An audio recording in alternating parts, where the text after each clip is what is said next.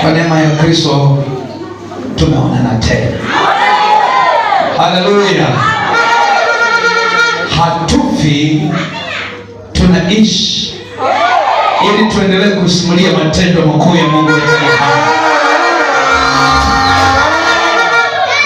Tunayo ahadi na ahadi inaishi. Neno la Bwana linaishi. Sema amina. Yote vinaweza kupita, lakini neno la Bwana ni hadi ya milele. Amen. Kwa majina yangu naitwa Tumaini Kabuje. Namtumikia Mungu pale Nemba Biharamulo. Namshukuru Mungu ambaye amenipa kibali siku ya leo ambayo sikutarajia kabisa. Kumbe yale tusiyoyatarajia ndio yawezekana. Sema amina. Kabisa kabisa. Lakini nyumbani nimeaga na wanawasalimia sana mama pamoja na kanisa. Baadhi ya wao ambao tulioonana, nilikuwa nimeaga Jumapili, lakini sikuaga kwamba nitakuwa hapa, mchungaji anafahamu, lakini Bwana amewezesha tuko hapa. Kwa hivyo wote niliowaaga walisalimia kwa uendako wape salamu. Lakini pia nimetembea na mtumishi wa Mungu, niupe nafasi kidogo ili aweze kuwasalimia. Amen.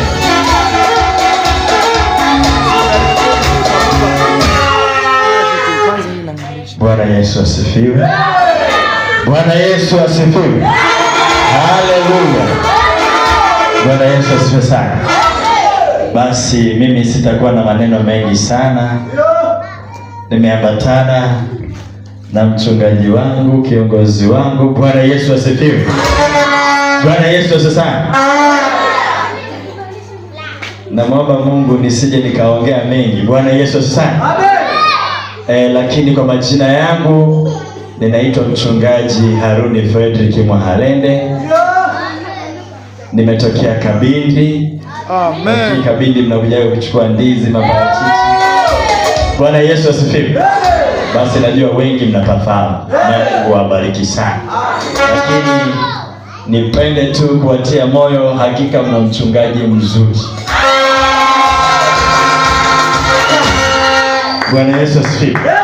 Sisemi hivyo kwa utani au kwa kumsifia tu kwa juu, kwa sababu Mungu amenipa neema. Nimekaa Dar es Salaam, wa upako wanaanza, tulikuwa nao wanaweka na magari pale, unaenda bure, lakini sijui mtaenda kuzoa nini huko. Kwa hiyo ninavyowaambia, yani yeyote ambaye hatasimama vizuri na mchungaji kwa yale anayosema, ni ngumu sana wakati tulionao mchungaji kukupa madhabahu au kupata mchungaji ambaye anataka kweli yoyote ile, maadamu tu ni kweli ya Mungu. Wengi wanaizuia kwa sababu imeonekana kweli ya Mungu haina mafanikio ya kibinadamu ya haraka. Bwana Yesu asifiwe. Kwa wewe kama unakataa yale ambayo na mimi nimejithibitisha kwamba kweli hapa wana mchungaji, utahukumiwa. Sio kama utapata hasara, utahukumiwa. Bwana Yesu asifiwe. Mungu awabariki sana.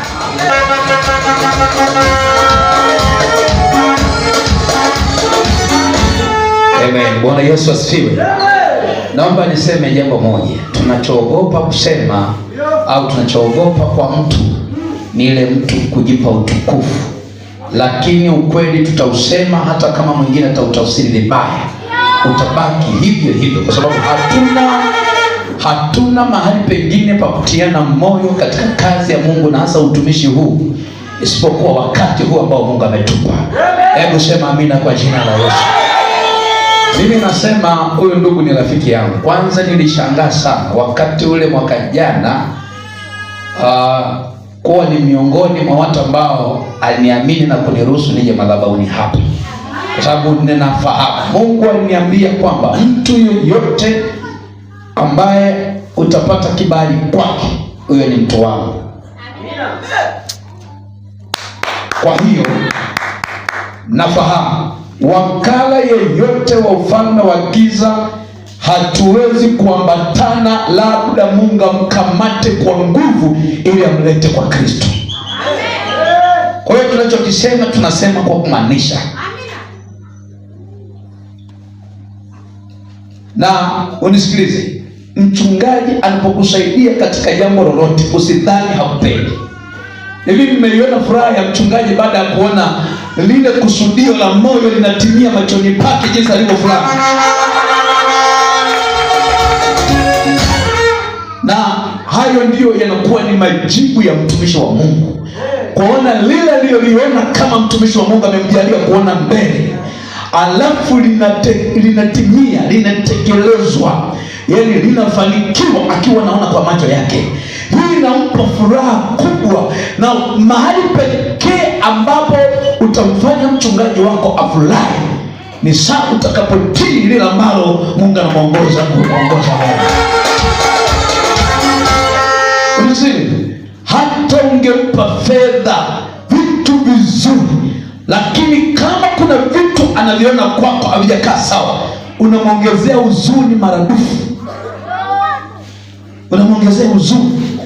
Lakini unapoona lile analoliona linafaa, lile analoliona ni jema, linafanyika, anauona utii kwa wana wa Mungu, wanachukua hatua, mtamwona anaanza kubadilika na ng'aa kila siku. Hata kama angefunga siku nyingi, lakini utashangaa ghafla anang'aa uso wake. Kwa nini? Kwa sababu moyo wake unafurahi vile ambavyo anakuona wewe una tumaini la uzima wa milele. Sema amina kabisa.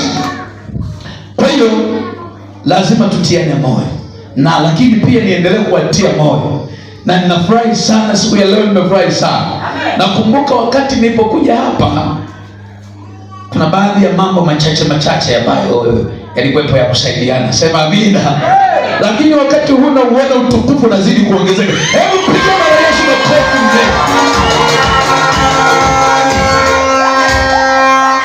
Akina mama, ongeza makofi mazuri kwa Yesu Kristo.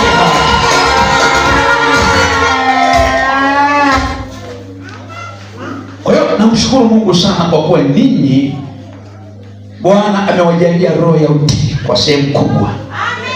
Katika kile mnachojifunza na mkakuona, mkakitafiti kama wana wa Beroya, mkakichunguza kwa njia ya maandiko, mkaona ni kweli, hauchukui muda kujiuliza sana. Kuna utii ndani yenu, na huo utii uendelee mpaka Kristo Yesu atakapofunuliwa machoni petu. Biblia inasema atakapodhihirika, jambo la ajabu nikisikia, anasema tutafanana naye. Vile alivyo ndivyo tutakavyokuwa. Hebu sema amina kwa jina la Yesu. Kwa sababu asili ya uungu uliodhihirika ndani yake utakuwa ndani yetu pia. Anasema tutafanana naye. Wangapi wanatamani kufanana na Kristo? Unaweza kujiuliza, ni kwa nini tutafanana naye? Kwa sababu yeye ni uzao pamoja na sisi. Ana uzao kwa jinsi ya rohoni, ana uzao kwa jinsi ya kimwili. Alizaliwa na mwanamke kama ulivyozaliwa na mwanamke, aliishi akiwa na mwili kama wewe unavyoishi kuwa na mwili, lakini alipokea uzao wa kiroho, akaishi na kutembea katika mapenzi ya Mungu kwa jinsi ya rohoni, akawa mtii. Hata Mungu alipomuinua akampandisha juu na kumketisha juu ya falme za dunia, juu ya mamlaka za dunia, juu ya wakuu wa dunia, juu ya majeshi yote, juu ya sultani wote, akapewa jina ambalo hapana jina linalotajwa hapa duniani na mbinguni linalofanana na jina la Yesu. Siku moja nilikuwa namwombea mtu kule nyumbani. Wakati naomba, shetani ana uwezo, ana utambuzi. Alipoona kuna kitu nimewaza, alafu nataka kukitamka kwa mamlaka, alikimbia mimi sijui, Mungu tu alikuwa anataka nifundishe kitu. Alikimbia akaja kunikamata kinywa namna hii. Anasema tunaelewa ya kwamba ukisema kimekwisha kuwa. Akikimbia, bora usiseme, maana ukisha sema tu imekwisha kuwa. Lakini unasema, unaweza ukasema kwa jina langu Tumaini, ukasema kwa jina la Obedi, ukasema kwa jina la yule, hakuna kitu kitatokea. Lakini ukisema kwa jina la Yesu Kristo, hii ina maana gani? Hii ina maana kwamba hakuna jina duniani litakalozuia kile kimetoka kwa jina la Yesu. Hakuna jina. Hakuna jina la mtume, hakuna jina la nabii, hakuna jina la mfalme, hakuna jina la mkuu, hakuna jina. Maana jina la Yesu limepandishwa, limeketi juu ya majina yote. Kwa majina yote yamesema jina la Yesu. Hebu sema amina kwa jina la Yesu. Kwa maana majina yote tunaweza tukayataja kwa mazoea, kwa kawaida, lakini jina la Yesu, jina la Yesu kila unapolitaja lina mambo makuu mawili. Limebeba baraka, limebeba na hukumu ya laana. Ukilisema, ndio maana maandiko yanasema usilitaje bure jina la Bwana Mungu wako, usilitaje bure. Kwa hiyo ukilitaja bure katika kaida, katika mazoea, linatangaza hukumu katika kile ulichokisema. Ukilisema kwa haki, linatimiza mapenzi ya haki. Ukilisema kwa kawaida, mazoea, nikana kulipuza na kulisahau, linaleta matokeo kama ilivyokusudiwa. Jina la Yesu Kristo. Haleluya. Hili jina la Yesu ndilo lililotupa jeuri duniani huku, limetupa ujanja duniani huku. Mungu aliniambia nitakufundisha uwezo wa jina hili kwa maneno na vitendo. Na katika siku zangu za kuishi nimeona kwa maneno na nimeona kwa matendo, nimeshuhudia. Kwa sababu darasa la Mungu ni tofauti kabisa na madarasa ya duniani huko. Na ndio maana kuna vitu wale waliokwenda vyuo vya theolojia, walioenda Bible study wanashangaa. Maana darasa la mbinguni haliendani theolojia, ni mawazo ya wanadamu, ni mitazamo ya wanadamu. Na ndio maana elimu ya kule hawawezi kuijua. Sema amina. Sema tena amina. Mahali pekee ambapo elimu ya Biblia duniani itafaa ni saa yuko mtu mmoja anayesikia kutoka kule. Hebu sema amina. Kwa bahati mbaya, miaka ya leo, wakuu wengi wa vyuo vya Biblia, walimu wa vyuo vya Biblia sikiliza, ni walevi, ni wazinzi, ni waganga, ni wachawi, wamejichanganya na namna zote za michanganyo. Na ndio maana mambo yanaenda mlama. Vyuo vimekuwa vingi, kanisa linapoteza ramani. Vimekuwa vingi, kanisa linazidi kupotea, linaenda gizani. Kwa nini? Walioko huko wameshatekwa na adui. Lakini Yesu majira yake yamewadia, ya kwamba ataleta elimu ya mbinguni ambayo watu wa dunia watastajabu. Lakini hiyo elimu, Biblia inasema kwamba mtu huyu mwandishi wa elimu ya mbinguni ni mtu wa thamani sana, ambaye anafananishwa na mtu ambaye ameamua kuviruza vitu vya thamani vilivyokuwa, akatafuta vya thamani zaidi, anafananishwa hivyo. Hebu sema amina kwa jina la Yesu. Naomba niseme na wewe jambo leo, kwa sababu muda wetu sio rafiki sana. Tukishaga kutana tu hapa, vitu vya kimbingu vinaanza kufunguka tu.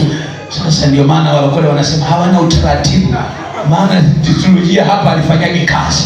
Sema amina. Haleluya.